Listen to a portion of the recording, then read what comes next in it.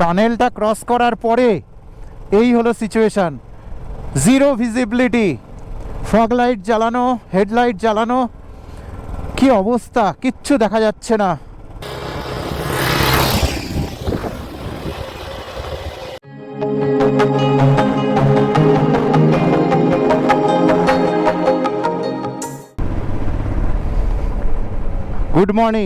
Good morning from Dirang. Thank you Dirang. তো দিরাং থেকে আমরা বেরিয়ে গেলাম আমাদের নেক্সট ডেস্টিনেশনের জন্য।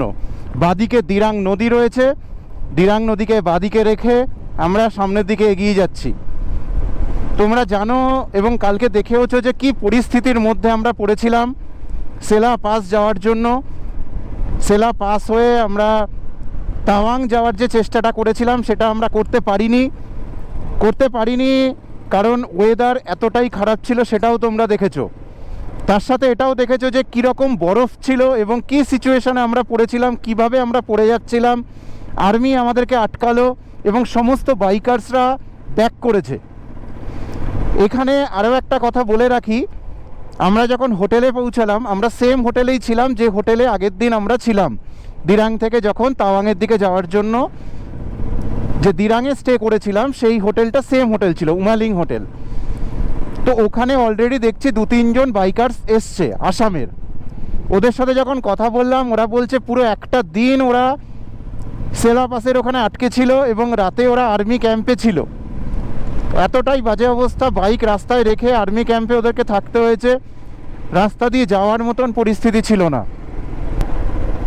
তো সেই রকম সিচুয়েশান যাতে আমরা ফেস না করি তার জন্য কালকে আমরা সেলা পাস জাস্ট 1 কিলোমিটার কি 2 কিলোমিটার আগে থেকেই আমরা ব্যাক করি এবং দিরাংয়ে আবার সেম হোটেলে ফিরে আসি। এখন দিরাং থেকে আমরা বেরিয়েছি, আমাদের নেক্সট ডেস্টিনেশন হলো বোমডিলা টপ। আমরা বোমডিলা টপে যাব, তারপরে আরও একটা টপে যাব যেটার নামটা অতটা পপুলার নয় কিন্তু দেখাবো তোমাদেরকে সেই টপটাও। ওটা সাসপেন্স থাক তোমাদের জন্য। আপাতত তোমাদেরকে দেখাই বোমডিলা টপ। আমরা সামনের দিকে এগিয়ে যাচ্ছি বোমডিলা টপের জন্য। আজকে প্ল্যান আছে যে আসাম অবধি পৌঁছনোর, মানে আসামের গৌহাটি অবধি। বাট বেরিয়েছি আমরা সকাল 11:15-তে, তো মনে হয় না আমরা আসাম অবধি পৌঁছতে মানে গৌহাটি অবধি পৌঁছতে পারবো। তো যত দূর আমরা যেতে পারবো তত দূর আমরা এগিয়ে যাব। যেখানে আমরা পাবো, মানে বেশি রাত হয়ে যাচ্ছে দেখবো, রাতে তো গাড়ি ড্রাইভ করব না, তো সেই হিসেবে আমরা সেখানে স্টে করে যাব। তো সামনে লেখাই আছে দেখো বোমডিলা এখান থেকে আর 36 কিলোমিটার। তাছাড়া আরও অনেক কিছু আছে, গৌহাটি 371 কিলোমিটার। তো সবার আগে আমরা যাব 36 কিলোমিটার দূর বোমডিলাতে। আর এদিকের কিন্তু পরিবেশটা কিন্তু দারুণ, আকাশে কিন্তু এখনও মেঘ রয়েছে আর এদিকে কিন্তু রোদ একটু কমই আছে, একটু অন্ধকার রয়েছে। পরিবেশটা কিন্তু দারুণ, চারিদিকে শুধু উঁচু উঁচু পাহাড়।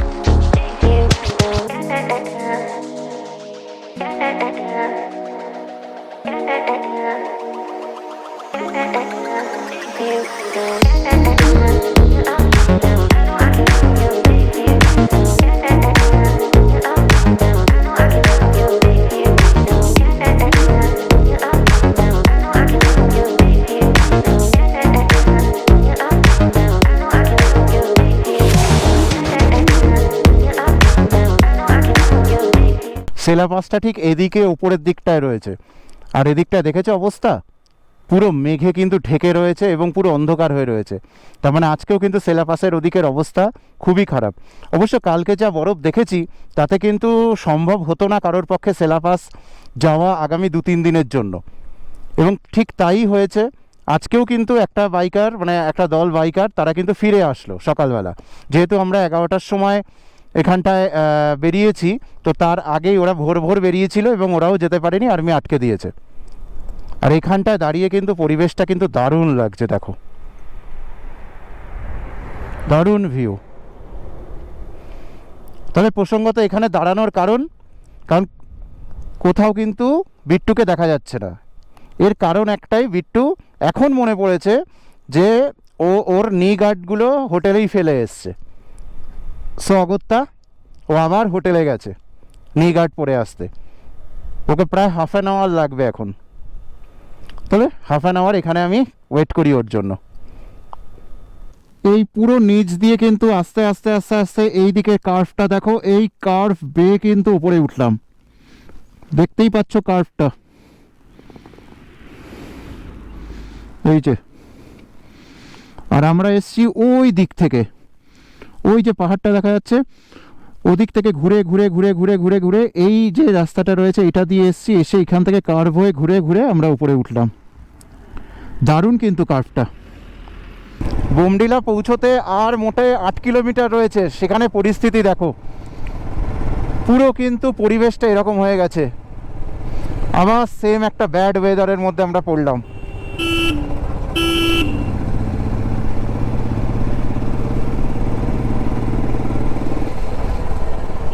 তো এটা হলো বোমডিলা পাস। একটা গাড়ি যেমন এদিক থেকে আসছে, যে স্ট্রেট রাস্তাটা, আমরা এদিক থেকে এলাম, এদিক থেকে যে স্ট্রেট রাস্তাটা আসছে এটা কিন্তু এখন আমাদের নেক্সট ডেস্টিনেশন রয়েছে চিন্ডির টপ। সেই চিন্ডির টপে কিন্তু আমরা এখন পৌঁছবো। তো চিন্ডির টপে যাবো এখন। চিন্ডির টপ হলো এই দিকটায়। বাট এখানে একটা কথা বলে রাখি, এখানে কিন্তু এই যে একটা গাড়ি এদিক থেকে যাচ্ছে দেখা যাচ্ছে, এই দিকের যে রাস্তাটা চলে গেল এটাও কিন্তু অ্যাকচুয়ালি বোমডিলা একটা শহর। তো বোমডিলা শহরে যাওয়ার রাস্তাটা, ওখানে কিন্তু থাকারও জায়গা রয়েছে। তো অ্যাকচুয়ালি আমরা যখন আসলাম দিরাং থেকে স্ট্রেট এসে এখানে একটা 3 মাথার মোড়, 3 মাথার মোড় থেকে ডান দিকে যেটা চলে যাচ্ছে সেটা হলো বোমডিলা শহরের দিকে।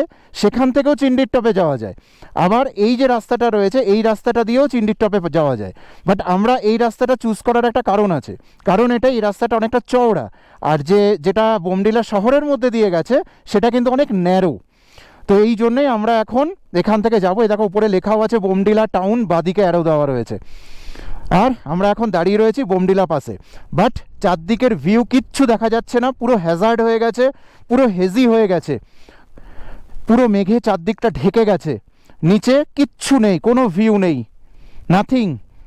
এমন একটা ওয়েদারে এসছি কি আর বলবো, কিছুই দেখা যাচ্ছে না।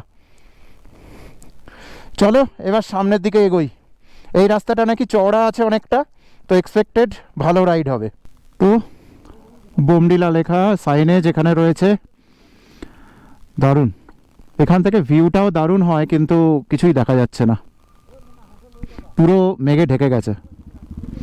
আরও অনেক রাইডাররা আছে এখানে। এই জায়গাটার ভিউটা কিন্তু অসাধারণ, পুরো হেয়ারপিন রয়েছে এইখানটায়। এই রাস্তাটায় গিয়ে কিন্তু ঘুরে ঘুরে ঘুরে ঘুরে এরকম করে নেমেছে। কি সুন্দর ভিউ এখানটার। আর দূরে কিন্তু আকাশ পুরো মেঘাচ্ছন্ন। এইসব ভিউগুলো কিন্তু মন পুরো জুড়িয়ে দেয়। এই নিয়ে আমাদের আরেক দিন, যেখানে গুগল ম্যাপ আমাদেরকে পুরোপুরি ভুল পথে নিয়ে চলে গেছিলো। ইভেন সেটা পাহাড়ের ওপরের দিকে জঙ্গলের দিকে নিয়ে চলে যাচ্ছিল।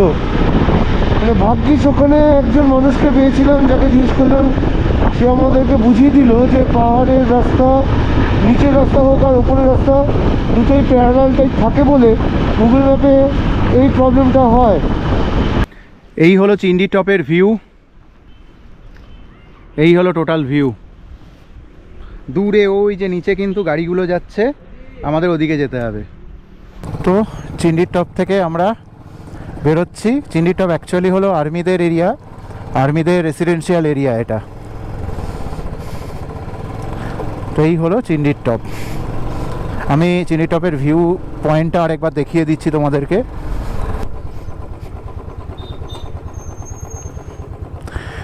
এই হলো পুরো এরিয়াটা।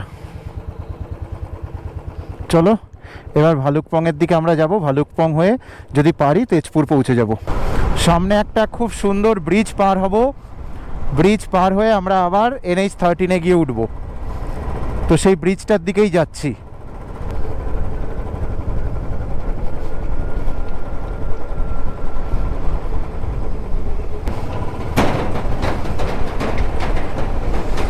লোহার ব্রিজ, তবে খুবই খতরনাক।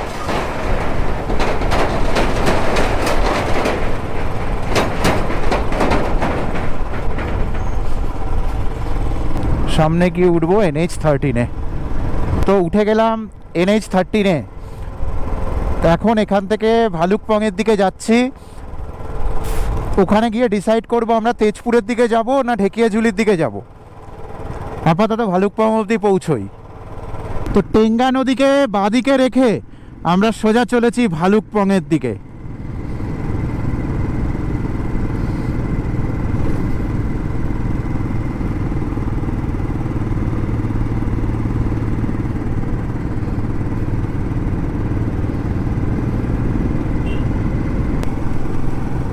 এটা হলো টানেল, মেচুফু টানেল।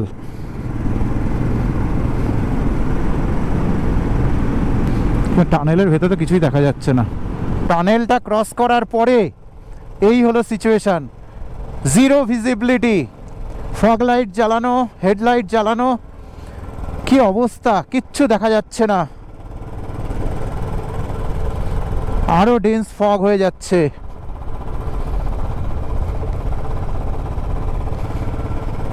কি অবস্থা এখানে। এগুলো কিন্তু সত্যিই খুব খতরনাক। আর কতক্ষণ এরকম চলতে হবে জানি না।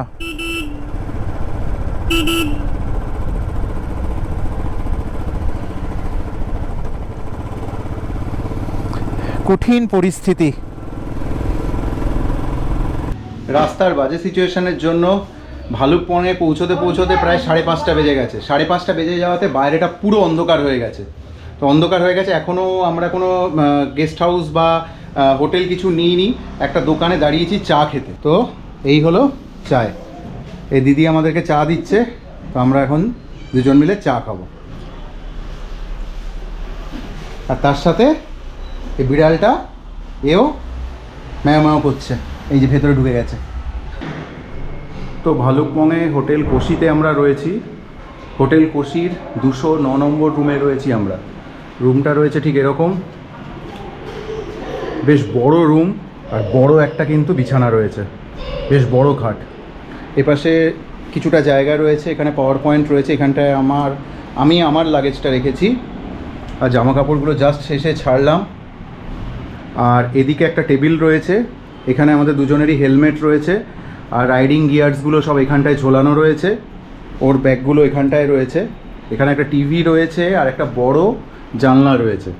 আর এখানে একটা কিন্তু দরজা রয়েছে যেটা দিয়ে জাস্ট ব্যালকনিতে যাওয়া যায়। এটা হলো বাইরেটা।